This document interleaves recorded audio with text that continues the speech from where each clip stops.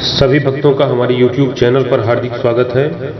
आज के इस रोचक प्रसंग के माध्यम से आपको बहुत कुछ सीखने को मिलेगा, साथ ही साथ आपका प्रसंग सुनकर मन भी अति प्रसन्न हो जाएगा।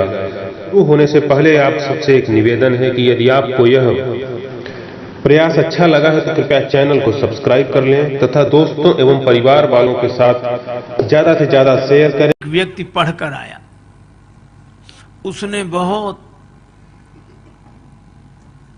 विद्या अर्जित की थी।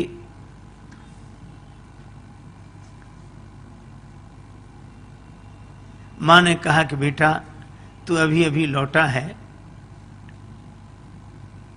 स्वल्पाहार कर ले, 2 लड्डू खा ले। बेटा बोला पहले मेरी विद्या का चमत्कार देखो जो मैंने पढ़ा है। मां बोली क्या चमत्कार? बेटा बोला असंभव को संभव सिद्ध कर दूं। मां बोली कैसे करेगा? जो है नहीं उसको कैसे सिद्ध करेगा?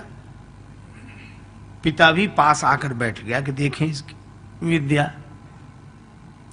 बेटा बोला कि लड्डू कितने रखे हैं? मां बोली 2। बेटा बोला 3। कहा कैसे? बोले अभी सिद्ध कर देता हूं।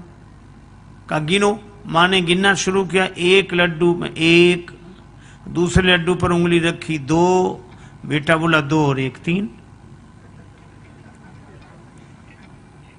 अब मां इधर से भी गिने 1, बेटा कहे ठीक 2, बेटा तुरंत कहे 2 और 1 3। गणित का सिद्धांत, जहां 2 और 1 वहां 3 तो होते ही हैं। अब मां ने कहा कि बेटा मैं सिद्ध भले ही ना कर पाऊं पर लड्डू तो 2 हैं। बेटा बोला सिद्ध करो तो मानो, लड्डू तो 3 हैं। उसका पिता बैठा था पास में ही, और पिता भी तो उसी का पिता था। उसने कहा कि बेटा तुम्हारी मां बिना पढ़ी लिखी है, समझती नहीं है, पर मुझे साफ साफ दिखाई दे रहे लड्डू 3 है। तुमने जो सिद्ध किया बिल्कुल सही, लड्डू 3 है। अब एक काम करना। कहा क्या? कहा 1 लड्डू मैं खा लूंगा, दूसरा लड्डू तुम्हारी मां खा लेगी और तीसरा तुम खा लेना।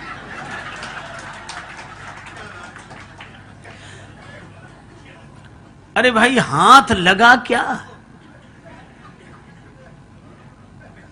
इश्क वाले कर गए तय मंजिलें, इश्क वाले कर गए तय मंजिलें, आकिलों के रास्ते दुश्वार थे। एक आदमी गांव में गया, अपने मित्र के साथ घूमने निकला तो छोटा सा गांव, एक व्यक्ति तेल बेचता था, अकेला आदमी, और भीतर उसने कोल्हू चला रखा और बाहर बैठकर तेल बेचे। इस व्यक्ति ने देखा कि अकेला आदमी कैसे करता है, तो उसने कहा कि तुम ये बैल को हाँकते नहीं हो और कैसे बिना तुम्हारी चलाए चलता है? तो उस आदमी ने कहा कि बैल को मैं हाँक देता हूं और जब चलने लगता है तो बाहर आके बैठ जाता हूं, तो उसे पता नहीं लगता कि तुम पीछे हो। तेल बेचने वाले ने कहा हमने उसकी आंख पर पट्टी बांध रखी। सो तो ठीक है, लेकिन तुम बाहर बैठे हो, बैल अगर चलना बंद कर दे तो तुम्हें कैसे पता लगेगा? तेल बेचने वाला बोला हमने उसके गले में घंटी बांध रखी, चलना बंद होता घंटी बजनी बंद हो जाती, हम फिर जाके हाँक देते हैं। पर वो तार्किक मानने कोई तैयार नहीं। वो कहने लगा कि नहीं ये भी कोई बात नहीं हुई। कहा क्यों? कहा ऐसा भी तो हो सकता है कि बैल एक ही जगह खड़ा खड़ा गर्दन हिलाता रहे, एक ही जगह खड़ा खड़ा गर्दन हिलाता रहे तो भी तो घंटी बजेगी। तेल बेचने वाला हाथ जोड़ के बोला बाबूजी वह बैल है, आपकी तरह तार्किक नहीं है। ये तर्क वाले एक ही जगह खड़े खड़े गर्दन हिलाते हैं।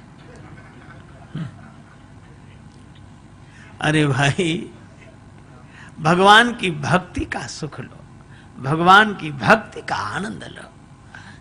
जनक जी जैसे ज्ञानी भी भगवान के भक्त हो गए। अच्छा देखो एक और अद्भुत बात मैं आपसे बताऊं, श्री जनक जी ज्ञानी हैं, ज्ञानाभिमानी नहीं है, और ज्ञानी के यहां भक्ति प्रकट हुई।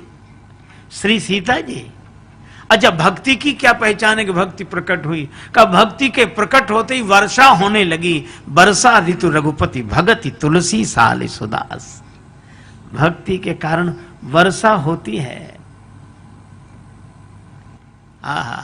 जिसे एक बार जीवन में प्रभु का प्यार मिलता है, उसे बस आंसुओं के हार का उपहार मिलता है। न पूछो उस दिल की बेकली का हाल, मत पूछो, न तन से प्राण जाते हैं न प्राणाधार मिलता है। भला किसको दिखाएं मर्ज की बढ़ती हुई मंजिल, न कोई वैद्य मिलता है न कुछ उपचार मिलता है। और दूर रहने पर भी न जाने क्या क्या बात होती है। हृदय के तार से जब उस हृदय का तार मिलता है और जहां कुछ छल छलाता अश्रु जल दिखलाई देता है, उसी मानस में हमें वह सांवला सरकार मिलता है। इसीलिए भक्त होना आसान नहीं। व्यक्ति